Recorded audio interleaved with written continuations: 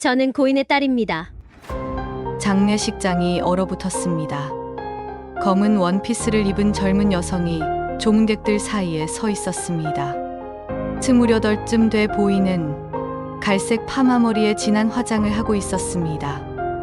유전자 검사 결과도 있습니다. 고인은 제 아버지가 맞습니다.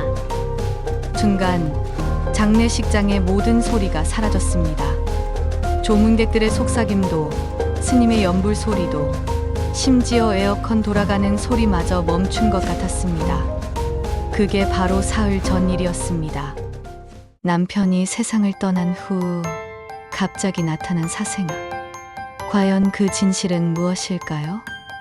궁금하시다면 좋아요와 구독을 눌러주시면 앞으로도 재미난 이야기 들려드릴게요. 4월의 봄볕이 따사로웠던 그날, 남편 재욱 씨는 아침 골프 약속이 있다며 일찍 집을 나섰습니다. 다녀올게요. 조심해서 다녀와요. 혈압약은 챙겼어요? 남편은 웃으며 손을 흔들었습니다. 30년을 함께 산 남편의 뒷모습. 63세 나이지만 여전히 꼿꼿한 어깨였습니다. 그게 마지막이었습니다. 골프장 세 번째 홀에서 급성 심근경색. 구급차가 도착했을 땐 이미 늦었다고 했습니다. 병원에서 걸려온 전화를 받는 순간 저는 손에 들고 있던 설거지 수세미를 떨어뜨렸습니다. 발밑에 튄 물이 차가웠습니다. 장례식장은 3일 내내 사람들로 북적였습니다. 중소제조업체 대한정밀의 사장. 직원 200명, 연 매출 500억. 남편은 자랑스러워했습니다. 사모님 고생 많으셨어요. 사장님 덕분에 저희가 먹고 살았습니다. 조문객들이 줄을 이어 인사했습니다. 저는 상주로서 고개를 숙이고 감사하다고 말하고 다시 고개를 숙였습니다. 상주석 옆에는 아들 민준이가 앉아 있었습니다. 35살. 대기업에 다니다 아버지가 돌아가시자 급히 회사로 들어온 아들이었습니다. 어머니, 물 좀 드세요. 민준이가 종이컵을 건넸습니다. 손이 떨리고 있었습니다. 아들도 힘들겠지. 맞은편엔 시동생 재성 씨가 조문객들을 맡고 있었습니다. 57살, 회사 전무이사. 형이 세운 회사에서 30년 가까이 일했습니다. 형님이 갑자기 가셔서 회사가 큰일이다. 재성 씨가 민준이에게 낮은 목소리로 말했습니다. 민준이 내가 대표 맡아야 할 것 같아. 저요? 전 회사 일을 형님 아들이 당연히 맡아야지. 내가 옆에서 다 도와줄게. 저는 그 대화를 듣고 있었지만 끼어들지 않았습니다. 30년간 사장님 와이프로만 살아온 나. 장례식장에서도 저는 여전히 그 자리에 있었습니다. 장례 3일째 되던 날 저녁, 해가 뉘엿뉘엿 질 무렵이었습니다. 문이 열리고 검은 원피스를 입은 여성이 들어왔습니다. 젊었습니다. 28쯤. 그녀는 영정사진 앞에 무릎을 꿇더니 오래 절을 올렸습니다. 이상했습니다. 친척도, 직원도, 거래처 사람도 아닌 것 같았습니다. 그녀가 일어나 저를 똑바로 바라봤습니다. 그리고 입을 열었습니다. 저는 최서연입니다. 고인의 딸입니다. 귀가 잘못 들은 줄 알았습니다. 옆에 있던 민준이가 벌떡 일어났습니다. 뭐라고요? 무슨 소리예요? 최서연이라는 여성은 흔들림 없이 말을 이었습니다. 유전자 검사 결과를 가져왔습니다. 고인은 제 생물학적 아버지가 맞습니다. 그녀는 가방에서 서류 봉투를 꺼냈습니다. 그때 뒤에서 또 다른 여성이 나타났습니다. 50대 초반쯤 돼 보이는 중년 여성이었습니다. 저는 정미숙입니다. 이 아이 어머니고요. 20년 전부터 고인께 생활비를 받아왔습니다. 통장 내역도 있습니다. 장례식장이 술렁였습니다. 재성 씨가 앞으로 나섰습니다. 이게 무슨 소리요? 증거도 없이 함부로! 정미숙은 차분하게 통장 사본을 꺼냈습니다. 매달 50만 원씩 20년치 입금 기록이 빼곡했습니다. 저는 그 통장을 보는 순간 손끝이 차갑게 식어가는 걸 느꼈습니다. 그 통장. 제가 아는 통장이었습니다. 민준이가 떨리는 목소리로 물었습니다. 이게 진짜예요? 최서연이 민준이를 바라봤습니다. 오빠 저도 가족이에요. 민준이가 뒤로 휘청거렸습니다. 장례식장에서 돌아온 밤, 저는 혼자 안방에 앉아 있었습니다. 거실에선 민준이와 재성 씨가 긴급 회의 중이었습니다. 민준아, 일단 DNA 재검사를 해야 해. 근데 숙부님, 통장 내역은 어떻게 설명해요? 그건 나도 모르겠다. 저는 천천히 옷장 문을 열었습니다. 손이 닿기 힘든 깊숙한 곳. 낡은 검은색 서류 가방. 30년 전 남편이 회사를 창업하던 날 함께 샀던 하피 가방이었습니다. 지퍼를 천천히 열었습니다. 빼곡하게 정리된 서류들. 영수증, 계약서, 은행 거래 내역, 명함, 메모. 30년치 기록이 시간순으로 정리되어 있었습니다. 그리고 20년 전 그 통장을 만들 때의 기록.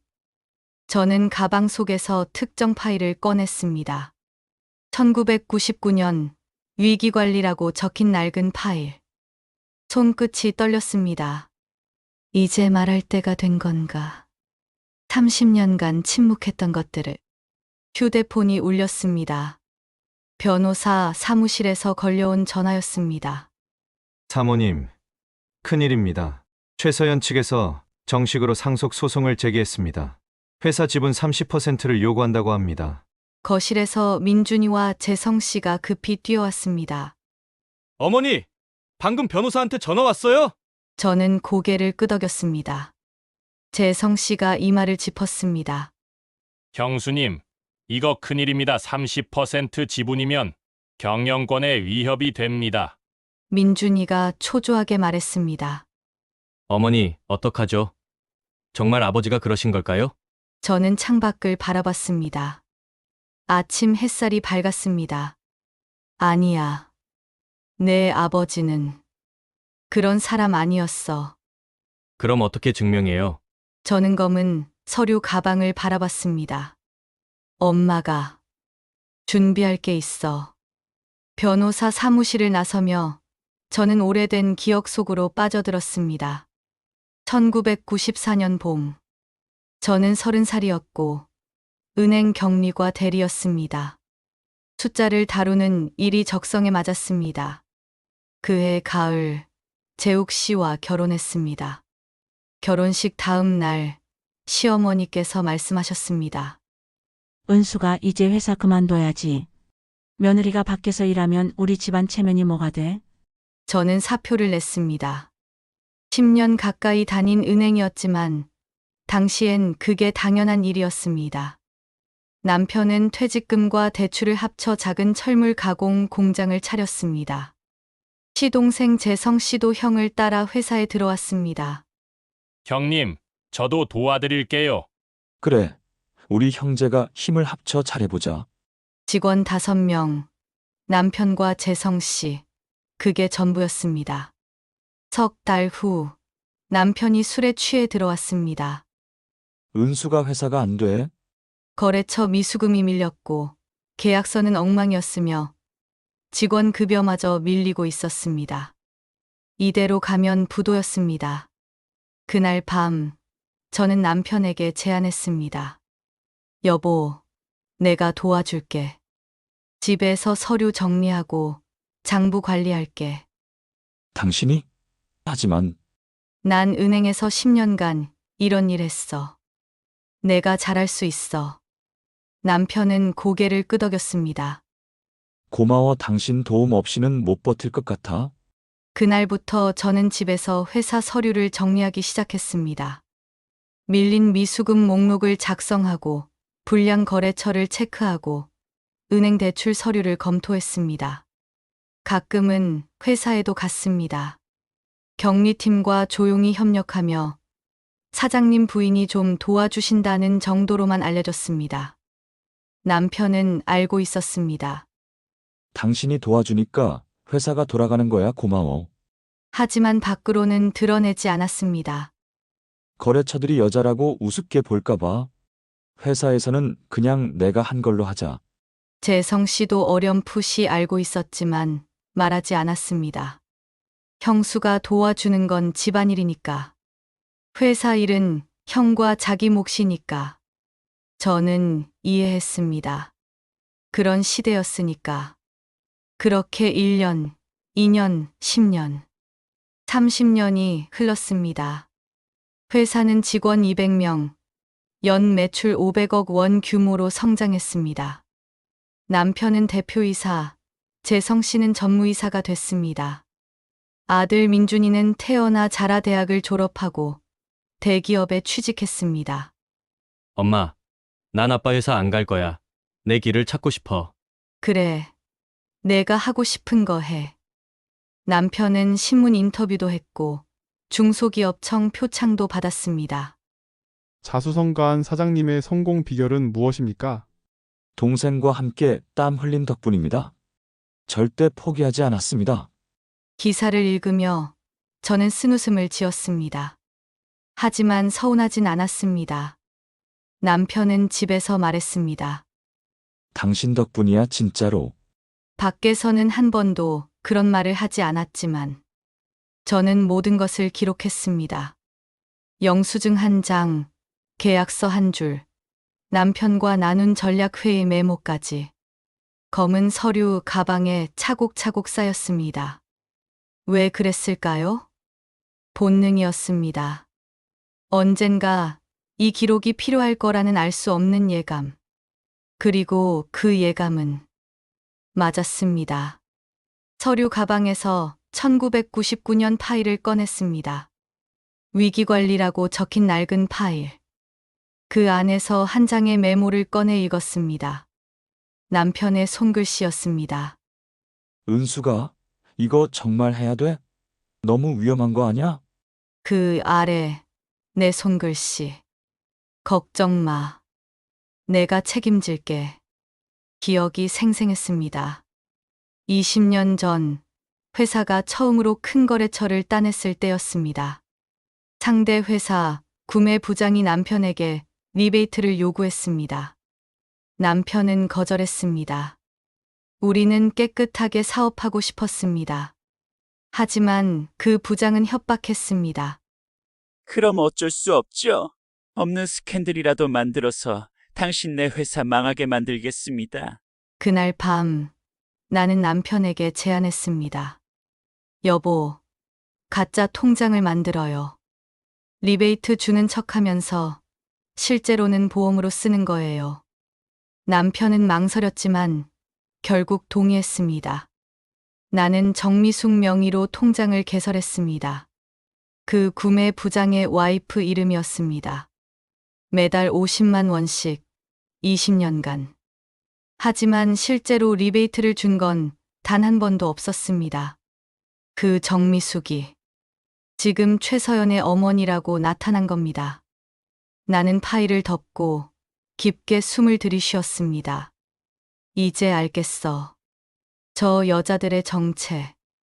하지만 어떻게 남편의 DNA를 구했지? 의문은 많았지만 한 가지는 확실했습니다. 이 싸움 절대 질 수 없다.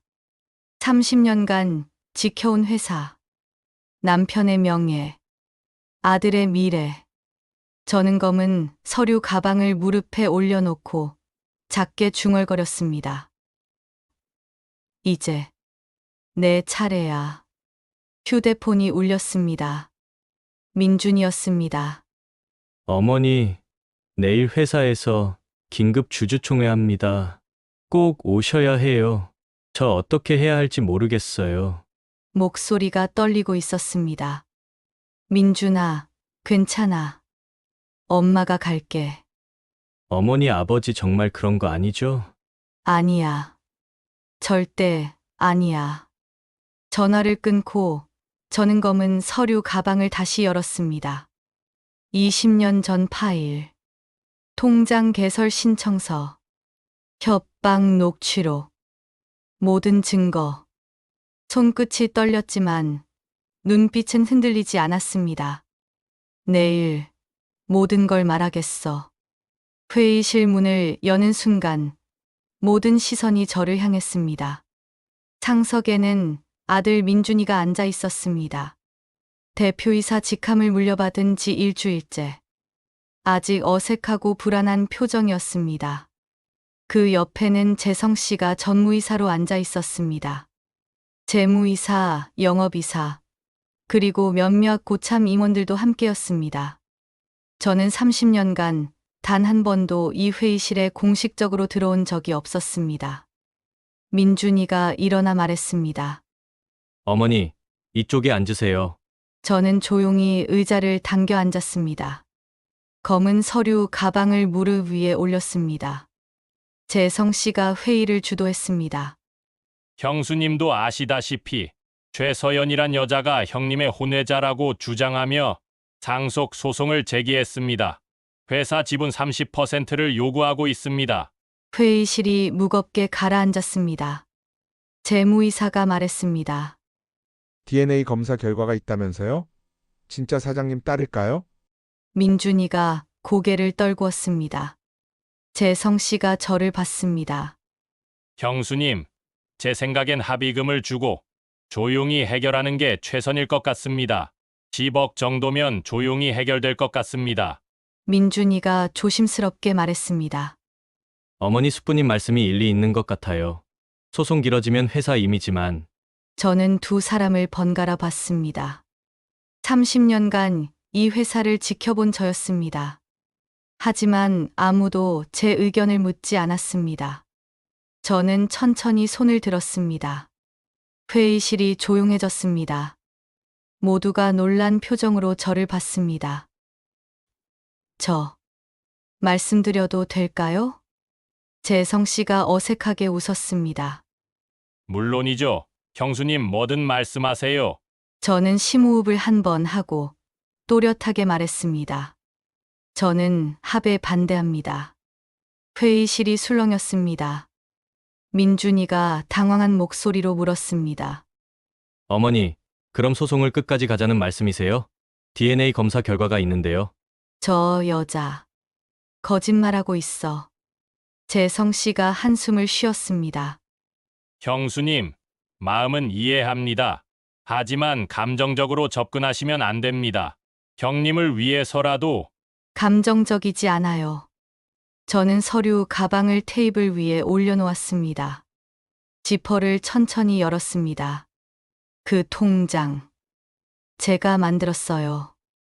회의실이 얼어붙었습니다. 모두가 저를 바라봤습니다. 믿을 수 없다는 표정들이었습니다. 민준이가 물었습니다. 어머니가 뭐려? 저는 가방에서 낡은 파일을 꺼냈습니다. 1999년 위기관리. 20년 전 일이야.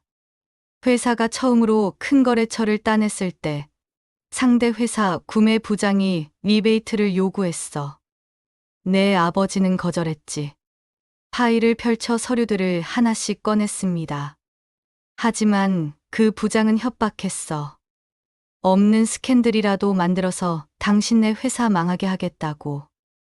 녹취록을 테이블에 놓았습니다. 재성 씨가 녹취록을 집어들었습니다. 형수님, 이게 진짜입니까? 당시 협박 전화를 녹음한 거예요. 제가 몰래 녹음했어요. 그래서 우리는 가짜 통장을 만들기로 했어요. 리베이트를 주는 척하면서 실제로는 보험으로 쓰려고. 통장 개설 신청서를 꺼냈습니다. 예금주, 이름은 정미숙. 그 부장의 와이프였어요. 제가 직접 은행에 가서 만들었어요.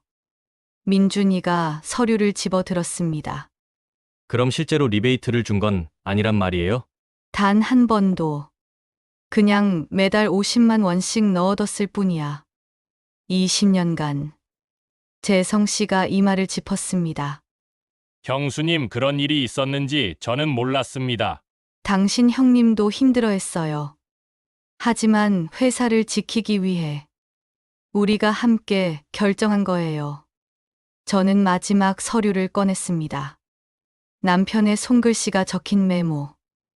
은수가 이거 정말 해야 돼? 너무 위험한 거 아니야? 걱정 마. 내가 책임질게. 민준이가 눈물을 글썽이며 메모를 바라봤습니다. 아버지가 이렇게 힘들어 하셨구나. 재성 씨가 조심스럽게 말했습니다.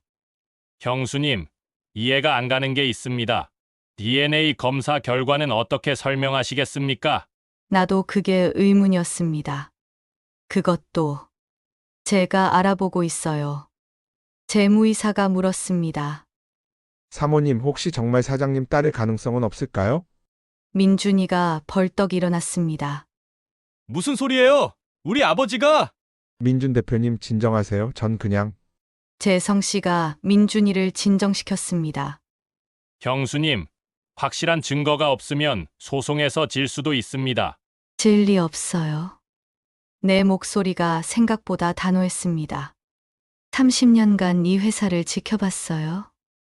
여러분보다 더 많이 알고 있어요. 민준이가 저를 봤습니다. 어머니 정말 자신 있으세요? 응. 믿어줘. 회의실이 조용해졌습니다. 회의가 끝나고 민준이가 저를 따라 나왔습니다. 어머니, 진짜 괜찮으세요? 걱정 마. 엄마가 다 해결할게. 근데 어머니 저는 몰랐어요. 회사 일을 그렇게 많이 도우신 줄. 저는 아들의 손을 잡았습니다. 너도 몰랐고, 숙부도 몰랐고, 아무도 몰랐어. 그게 엄마가 원한 거였어. 왜요? 그때는 당연한 일이었으니까. 엘리베이터를 기다리는데 뒤에서 누군가 조용히 다가왔습니다. 격리팀장 김순자 씨였습니다. 58살, 회사에서 가장 오래 근무한 직원이었습니다. 사모님, 네, 전 알아요. 사모님이 얼마나 애쓰셨는지. 순자 씨의 눈빛이 따뜻했습니다. 20년 전 그 통장 일도 사장님이 직접 하신 게 아니란 거 전 알고 있었어요. 저는 손이 떨렸습니다. 힘내세요. 사모님이 옳은 일 하시는 거예요. 집에 돌아와 저는 검은 서류 가방을 다시 펼쳤습니다.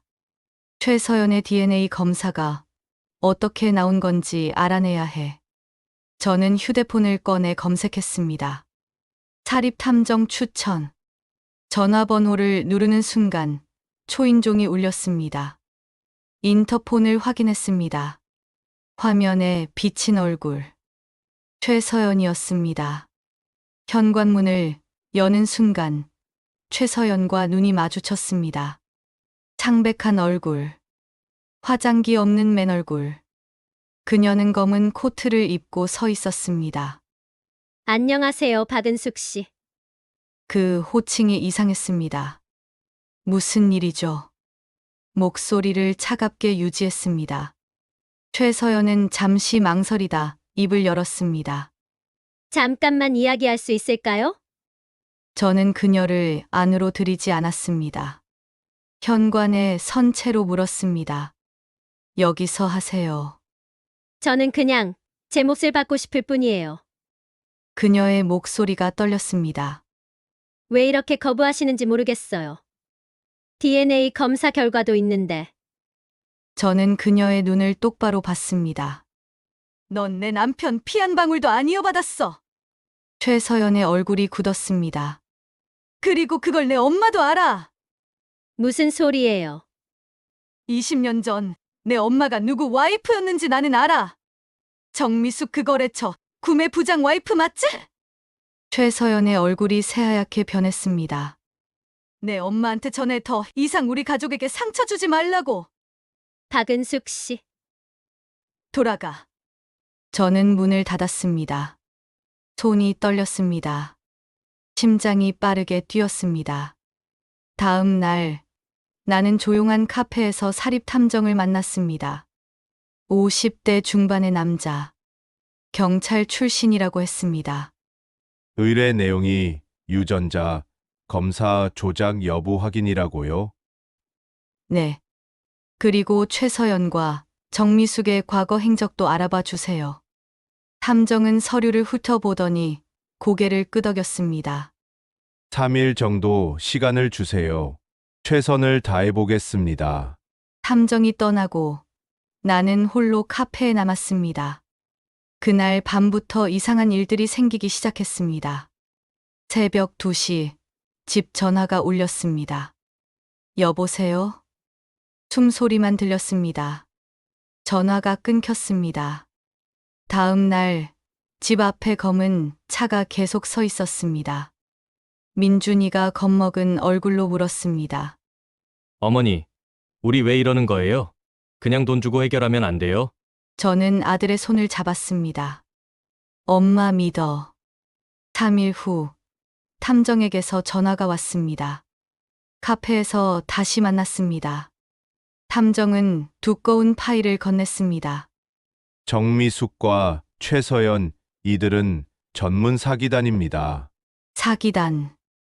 내 지난 5년간 비슷한 수법으로 3곳의 중소기업을 상대로 혼외자 사칭 사기를 쳤어요. 파일을 펼쳤습니다. 다른 피해 기업들의 기록이 빼곡했습니다. 특이한 건 DNA 검사 기관이 항상 똑같다는 겁니다. 바이오메드 연구소라는 곳인데 3년 전 DNA 조작 스캔들로 영업정지 당한 곳입니다. 심장이 쿵 내려앉았습니다. 역시 조작이었어. 하지만 문제가 있습니다. 탐정의 표정이 어두워졌습니다. 최서연이 제출한 검사 날짜를 보세요. 고인이 돌아가시기 전이에요. 미리 준비했다는 겁니다. 탐정이 또 다른 서류를 꺼냈습니다.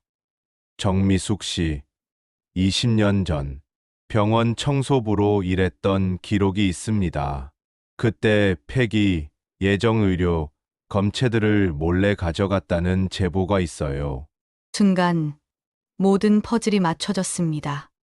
20년 전 남편이 그 병원에서 건강검진을 받았었습니다. 정미숙이 그때 남편의 검체를 훔쳐갔던 거야. 증거가 확실한가요? 제보만 있고 물증은 없습니다. 하지만 탐정이 마지막 서류를 내밀었습니다. 이건 다른 피해 기업 사장님이 제공한 녹취록입니다. 이어폰을 끼고 들었습니다. 엄마, 이번엔 확실해? DNA 진짜야? 걱정 마, 20년 전에 확보한 거야. 이번엔 실패 안 해. 저는 이어폰을 뺐습니다. 역시 거짓이었어. 남편은 결백해. 하지만 탐정이 조심스럽게 말했습니다.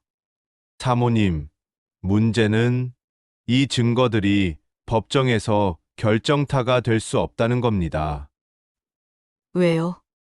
불법 녹취고 제보자도 신원을 밝히길 거부합니다.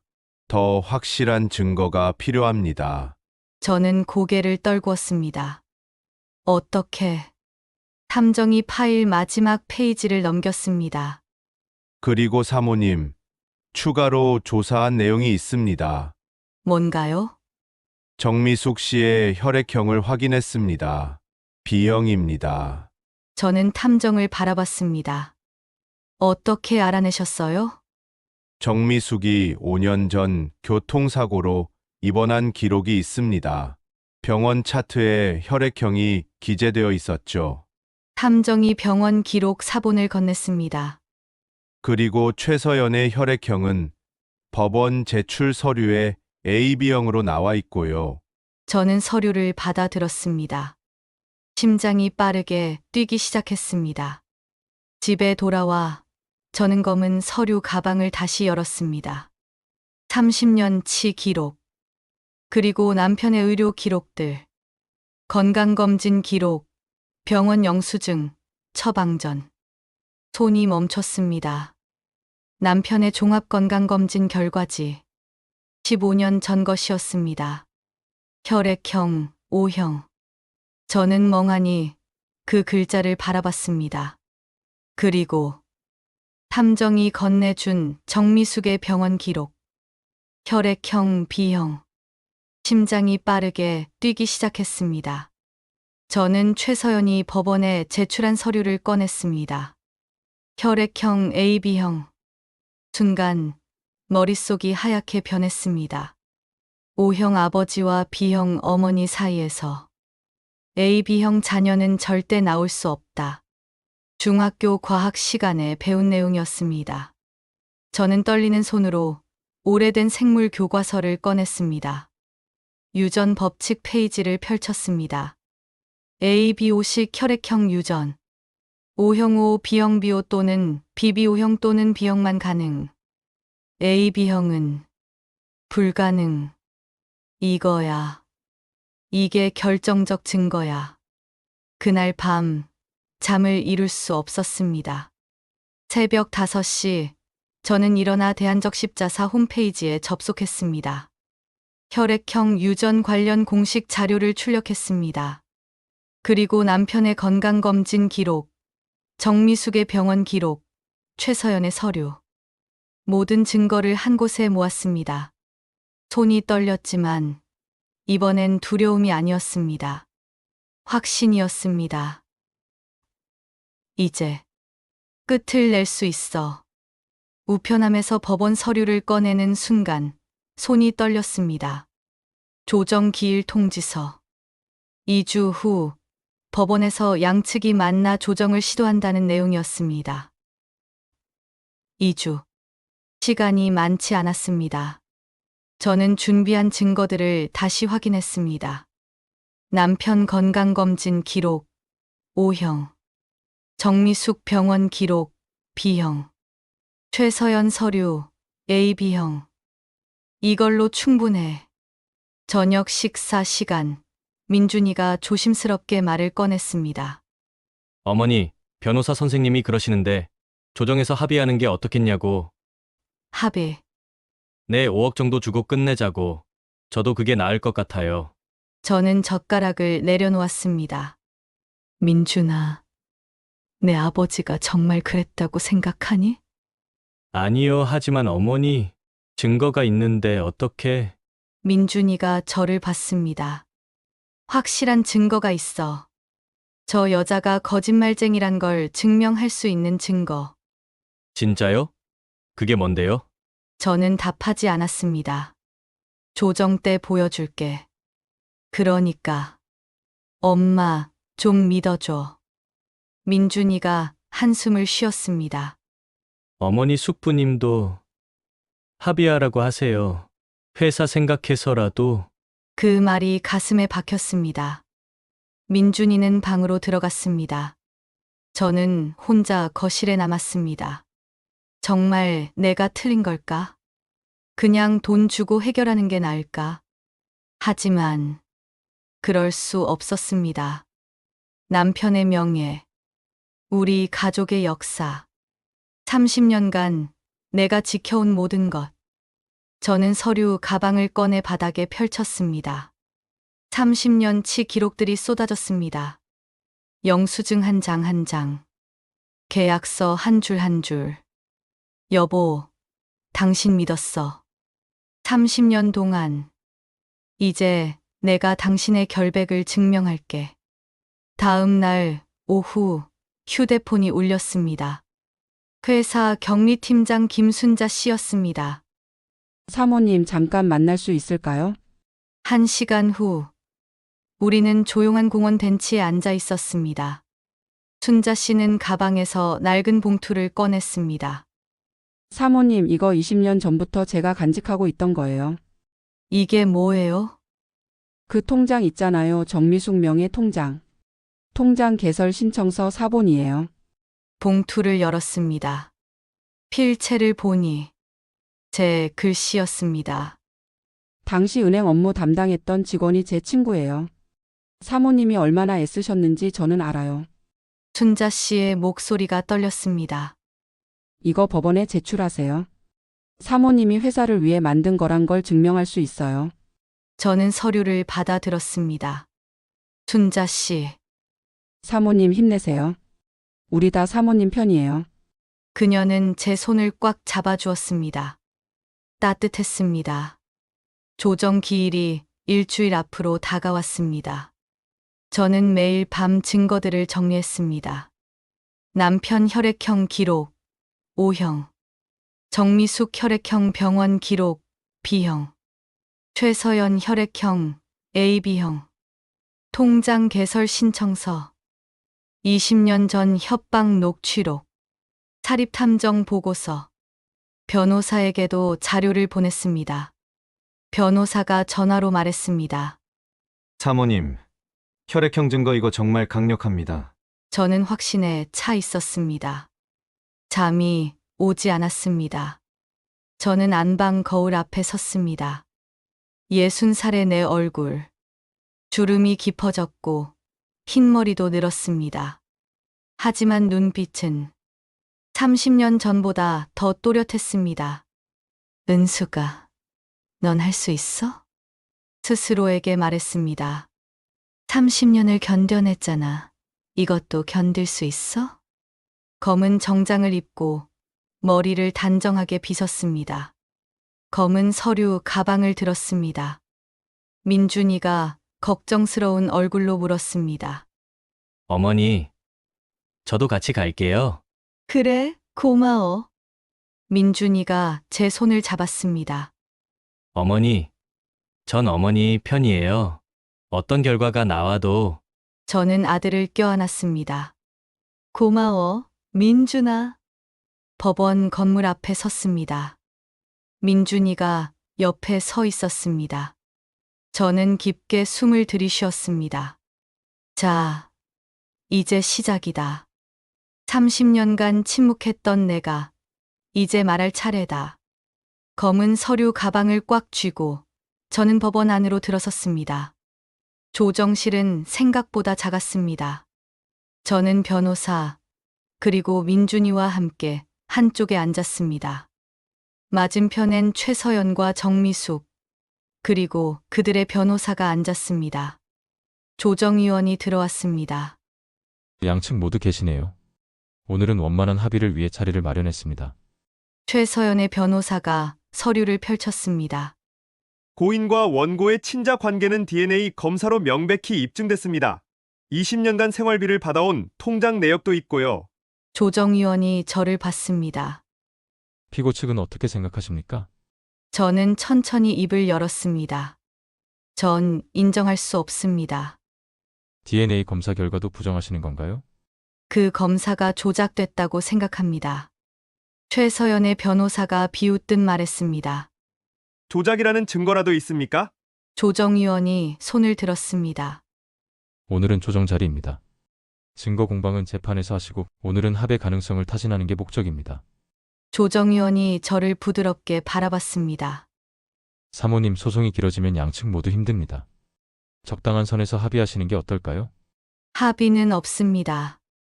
정미숙이 입을 열었습니다. 사모님, 왜 이러세요? 우리도 살아야 해요.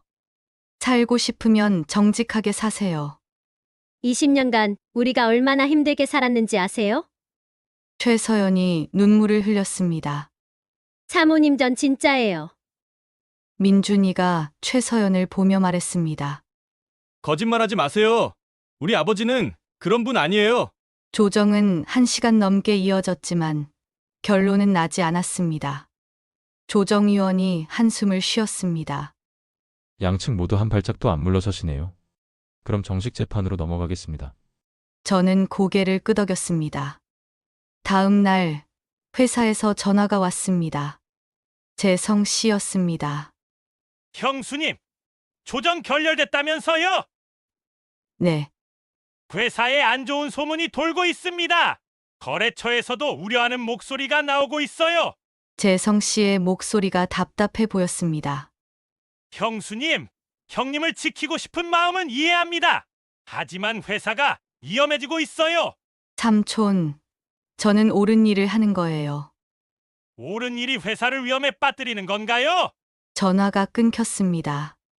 저녁, 민준이가 집에 왔습니다. 피곤한 얼굴이었습니다. 어머니, 오늘 회사에서 임원 회의가 있었어요. 무슨 일인데? 축부님이랑 이사들이 합의하라고 압박했어요. 제가 대표라서 결정해야 한다고. 민준이가 눈물을 글썽였습니다. 전 어떻게 해야 할지 모르겠어요. 어머니를 믿고 싶은데 회사도 지켜야 하고.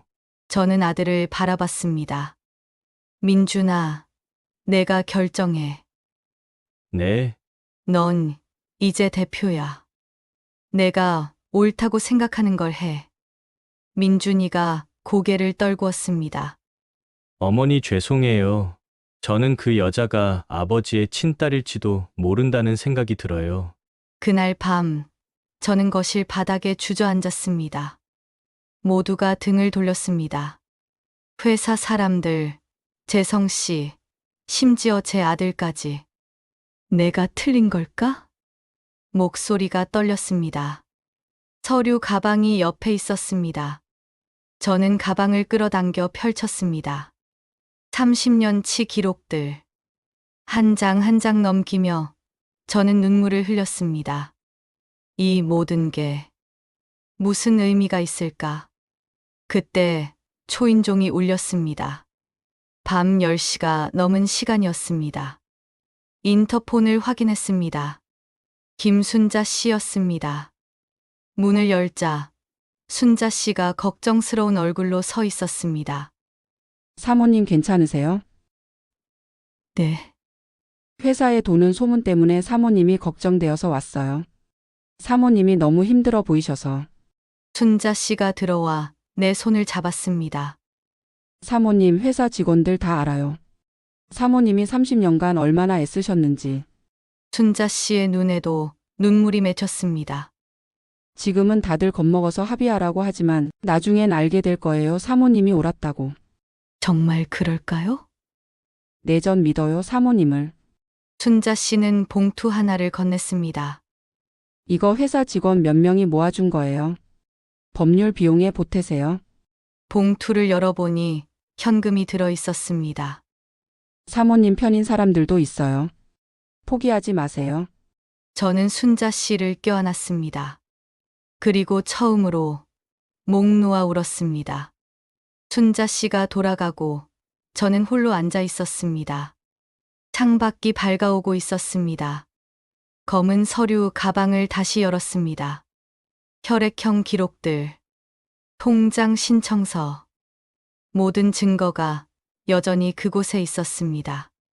저는 증거들을 쓰다듬으며 작게 중얼거렸습니다. 아직 끝나지 않았어. 모두가 등을 돌려도 나는 포기 안 해. 30년을 견뎠어. 이것도 견딜 수 있어. 해가 떠올랐습니다. 새로운 날이 시작됐습니다. 저는 일어나 얼굴을 씻었습니다. 거울 속 내 얼굴. 눈은 충혈됐지만 눈빛만은 흔들리지 않았습니다. 이제 마지막까지 가보자. 법원 앞에 지역 신문 기자 2명이 서 있었습니다. 사모님 오늘 재판 어떻게 예상하십니까? 저는 짧게 답했습니다. 진실이 밝혀질 겁니다. 법정 안으로 들어섰습니다. 방청석에 민준이가 앉아 있었습니다. 회사 직원 몇 명, 재성 씨도 보였습니다. 최서연과 정미숙이 반대편에 앉아 있었습니다. 저는 자리에 앉아 서류 가방을 무릎 위에 올렸습니다. 판사가 입장했습니다. 지금부터 상속 지분 청구 소송 재판을 시작하겠습니다. 원고 측 변호사가 일어섰습니다. 원고는 DNA 검사 결과와 20년간의 생활비, 지급 내역을 근거로 고인의 적법한 상속인임을 주장합니다. DNA 검사 결과지와 통장 내역이 증거로 제출됐습니다. 판사가 서류를 검토했습니다. 피고 측 반박하시겠습니까? 우리 변호사가 일어서려 했지만 저는 그의 팔을 잡았습니다. 제가 직접 하겠습니다. 저는 천천히 일어섰습니다. 법정이 조용해졌습니다. 민준이가 저를 바라봤습니다. 걱정과 믿음이 섞인 눈빛이었습니다. 판사님, 제가 준비한 증거들을 제시하겠습니다. 저는 서류 가방을 열었습니다. 지퍼 소리가 법정에 울려 퍼졌습니다.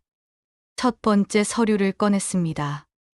먼저 20년 전 정미숙 명의 통장에 대해 말씀드리겠습니다. 통장 개설 신청서를 제시했습니다. 이 통장은 제가 만들었습니다. 필체를 보시면 알 수 있습니다. 판사가 서류를 확인했습니다. 계속하세요. 20년 전 회사의 큰 거래처 구매 부장이 리베이트를 요구했습니다. 남편은 거절했지만 그 부장은 협박했습니다. 녹취록을 제시했습니다. 법정이 술렁였습니다. 그래서 우리는 가짜 통장을 만들어 보험으로 썼습니다. 예금주는 그 부장의 와이프 정미숙이었습니다. 실제 리베이트를 준 적은 단 한 번도 없습니다. 정미숙의 얼굴이 굳었습니다. 판사가 물었습니다. 그렇다면 DNA 검사 결과는 어떻게 설명하시겠습니까? 저는 사립탐정 보고서를 제시했습니다. 정미숙 씨는 20년 전 병원 청소부로 일하며 폐기 예정 의료 검체를 훔쳤다는 제보가 있습니다. 게다가 DNA 검사 기관인 바이오메드 연구소는 3년 전 조작 스캔들로 영업정지를 당한 곳입니다. 법정이 더 크게 술렁였습니다. 최서연의 변호사가 벌떡 일어났습니다. 이에 있습니다. 제보와 의혹만으로 DNA 검사 결과를 무효화할 수 없습니다. 판사가 망치를 두드렸습니다. 조용히 하십시오. 저는 깊게 숨을 들이쉬었습니다. 이제 마지막 증거를 꺼낼 시간이다. 판사님, DNA 검사가 정확한지는 모르겠습니다. 하지만 한 가지는 확실합니다. 남편의 건강검진 기록을 꺼냈습니다. 고인의 혈액형은 O형입니다. 탐정 보고서에서 정미숙의 병원 기록을 꺼냈습니다. 그리고 사립탐정이 조사한 결과 정미숙 씨의 혈액형은 B형입니다. 5년 전 교통사고로 입원했을 때 병원 기록에 명확히 기재되어 있습니다. 최서연의 신상명세서를 꺼냈습니다. 그런데 원고 최서연의 혈액형은 AB형입니다. 저는 마지막 증거를 높이 들었습니다. 판사님, 이것은 대한적 십자사가 발행한 공식 혈액형 유전 법칙표입니다. 법정이 숨죽였습니다. O형 아버지와 B형 어머니 사이에서는 O형 또는 B형 자녀만 태어날 수 있습니다. AB형은 유전학적으로 절대 불가능합니다. 판사가 서류를 가져가 확인했습니다. 이것은 중학교 과학 시간에 배우는 내용입니다. DNA 검사보다 더 명확한 증거입니다. 최서연의 얼굴이 새하얗게 변했습니다. 정미숙이 떨리는 목소리로 외쳤습니다. 아니야, DNA 검사가 맞다고. 그럼 DNA가 어디서 나왔는지 설명해 보세요. 그건 정미숙이 말을 잇지 못했습니다. 최서연이 고개를 떨구고 눈물을 흘렸습니다. 엄마 어떡해. 판사가 엄숙하게 말했습니다. 원고 측 혈액형 불일치에 대해 해명하시겠습니까? 최서연의 변호사도 당황한 표정이었습니다. 그게 혈액형 기록이 잘못됐을 수도. 저는 추가 서류를 꺼냈습니다. 고인은 15년간 같은 병원에서 건강검진을 받았습니다. 모든 기록에 O형으로 나와 있습니다. 변호사가 입을 다물었습니다. 정미숙이 주저앉았습니다. 우린 그냥 살고 싶었어요. 최서연이 엄마를 붙잡으며 울었습니다. 죄송합니다. 정말 죄송해요. 판사가 망치를 두드렸습니다. 원고의 청구를 기각합니다. 방청석에서 민준이가 일어나 박수를 쳤습니다. 그리고 사문서 위조 및 사기 혐의로 원고 측을 즉시 구속하겠습니다. 법정 경위들이 최서연과 정미숙에게 다가갔습니다. 정미숙이 저를 바라봤습니다. 당신도 힘들게 살아봤으면 우릴 이해했을 텐데. 저는 그녀를 조용히 바라봤습니다. 저도 힘들게 살았어요. 30년간. 하지만 거짓말은 하지 않았습니다. 최서연이 끌려가며 뒤를 돌아봤습니다. 사모님 정말 죄송해요. 저는 고개를 끄덕였습니다. 재판이 끝나고 저는 법정을 나섰습니다. 민준이가 달려와 저를 껴안았습니다. 어머니, 이겼어요. 지역 신문 기자들이 다가왔습니다. 사모님, 승소하신 소감이 어떠세요? 저는 검은 서류 가방을 꼭 껴안고 조용히 답했습니다. 저는 그냥 우리 가족을 지켰을 뿐입니다. 30년간 모든 것을 기록했습니다. 그게 진실을 지키는 방법이었어요. 법원을 나와 회사로 향했습니다. 김순자 씨가 앞에 서 있었습니다. 사모님 감사합니다. 사모님 덕분에 회사가 지켜졌습니다. 재성 씨가 다가왔습니다. 형수님, 제가 잘못 생각했습니다. 형수님이 얼마나 대단한 분인지 이제야 알겠습니다. 괜찮아요. 이제 함께 잘해봐요. 집에 돌아오니 민준이가 저녁을 준비하고 있었습니다. 어머니, 오늘은 제가 할게요. 우리는 식탁에 마주 앉았습니다. 민준이가 눈물을 글썽이며 말했습니다. 어머니, 그동안 정말 고생 많으셨어요. 저는 몰랐어요. 어머니께서 그렇게 많은 일들을 하신 줄은. 괜찮아. 엄마는 행복했어. 내 아버지랑 너랑 함께여서. 어머니 사랑해요. 나도 사랑해, 민준아. 우리는 오랜만에 함께 밥을 먹었습니다. 평범한 된장찌개와 김치. 하지만 세상에서 가장 따뜻한 식사였습니다. 6개월 후, 봄이 왔습니다. 창밖으로 벚꽃이 흩날렸습니다. 분홍빛 꽃잎들이 바람에 날려 공중을 떠다녔습니다. 저는 거울 앞에 섰습니다. 손에는 새 명함이 들려 있었습니다. 대한정밀 이사 박은숙. 30년 만에 처음으로 제 이름이 박힌 명함이었습니다. 명함을 쓰다듬으며 저는 작게 미소 지었습니다. 회사 대회의실. 주주총회가 열렸습니다. 저는 처음으로 임원석에 앉았습니다. 민준이가 대표이사로서 발언했습니다. 오늘 안건은 박은숙 사모님의 정식 이사 선임입니다. 주주들이 박수를 쳤습니다. 어머니는 30년간 이 회사를 그림자처럼 지켜오셨습니다. 이제 그 공로를 인정하고자 합니다. 만장일치로 가결됐습니다. 저는 천천히 일어섰습니다. 감사합니다. 앞으로도 최선을 다하겠습니다. 목소리가 떨렸습니다. 하지만 행복한 떨림이었습니다. 회의가 끝나고 재성 씨가 다가왔습니다. 형수님, 아니 이사님 축하드립니다. 그는 정중하게 고개를 숙였습니다. 그동안 형수님이 얼마나 애쓰셨는지 제가 몰랐습니다. 저는 그의 손을 잡았습니다. 괜찮아요. 이제 함께 잘해봐요. 회사 창립 30주년 기념으로 작은 전시 공간이 만들어졌습니다. 대한정밀 30년사. 전시실 한가운데 유리 케이스 안에 그것이 놓여 있었습니다. 낡은 검은색 서류 가방. 30년간 모든 기록을 담았던 가방이었습니다. 가방 옆에 작은 설명문이 붙어 있었습니다. 이 가방에는 한 여성의 30년이 담겨 있습니다. 보이지 않았지만 가장 든든한 기둥이었던 사람. 그녀 덕분에 우리는 오늘 이 자리에 서 있습니다. 저는 유리 케이스 앞에 오래 서 있었습니다. 순자 씨가 옆에 왔습니다. 이사님 이거 보셨어요? 멋지죠? 네. 감회가 새로워요. 당연하죠. 이사님의 30년이잖아요. 그날 저녁 민준이가 집에 왔습니다. 어머니, 이사 취임 축하해요. 민준이는 케이크를 들고 왔습니다. 우리는 식탁에 둘러앉았습니다. 민준이가 말했습니다. 어머니, 그동안 정말 고생 많으셨어요. 이제 조금은 편하게 사세요. 아니야.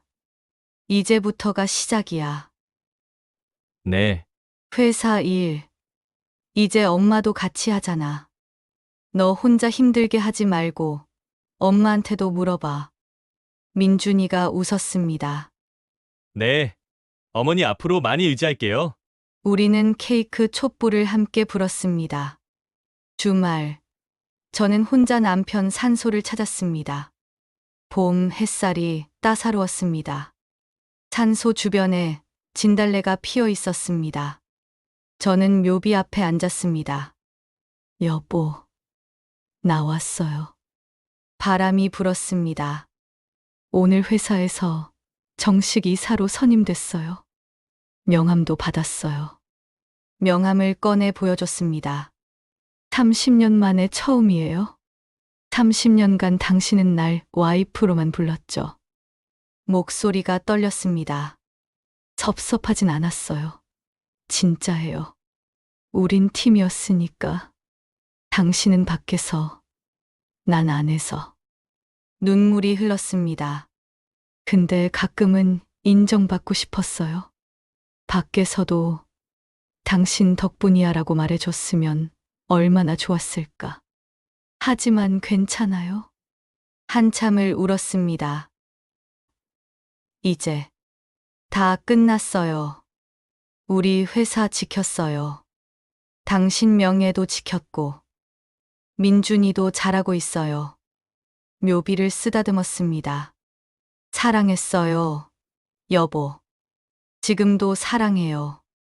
오늘따라 당신이 참 보고 싶네요. 저는 가방에서 작은 액자를 꺼냈습니다. 30년 전 우리 부부 사진이었습니다.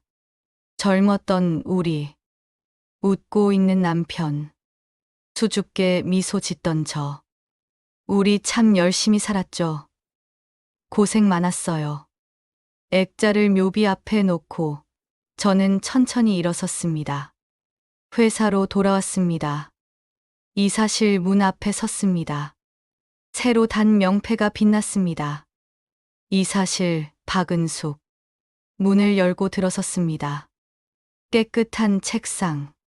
창밖으로 보이는 회사 공장 건물. 저 멀리 굴뚝에서 하얀 연기가 피어올랐습니다. 30년 전에도 오늘도 변함없이 책상 위에 검은 서류 가방을 놓았습니다. 전시실에 기증한 건 복제품이었고 진짜 가방은 여전히 내 곁에 있었습니다.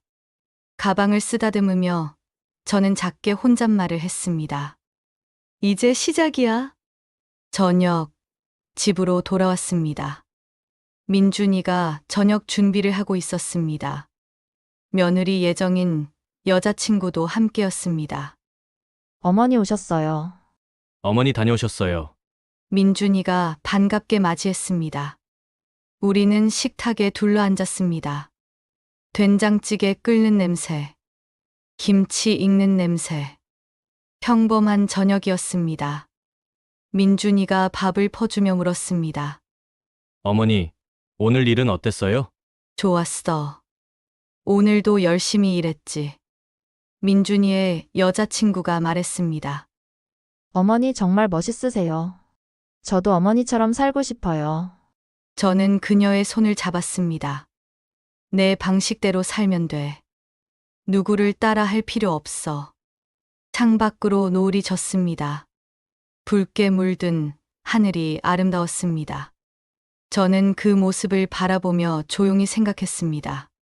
30년간 쌓아온 것이 거창한 성공이 아니라는 걸 이제 안다. 바로 이 순간. 이 평범한 행복이었다. 테이블 아래 제 발치에 검은 서류 가방이 놓여 있었습니다. 이제 그 가방은 비어 있었습니다. 하지만 새로운 기록이 시작될 것입니다. 이사로서의 기록, 시어머니로서의 기록. 민준이의 웃음소리가 들렸습니다. 저는 숟가락을 들어 밥을 한 숟갈 먹었습니다. 따뜻했습니다. 여기까지 박은숙의 이야기였습니다. 여러분, 30년간 침묵했던 한 여성의 반격 어떠셨나요? 때로는 보이지 않는 곳에서 묵묵히 지키는 사람들이 있습니다. 인정받지 못해도 드러나지 않아도 묵묵히 자리를 지키는 사람들. 하지만 진실은 언젠가 반드시 빛을 발합니다. 이 이야기가 감동적이었다면 좋아요와 구독 버튼을 눌러주세요. 또 댓글로 여러분의 생각도 들려주세요. 다음에도 더 흥미로운 이야기로 찾아뵙겠습니다. 시청해주셔서 감사합니다.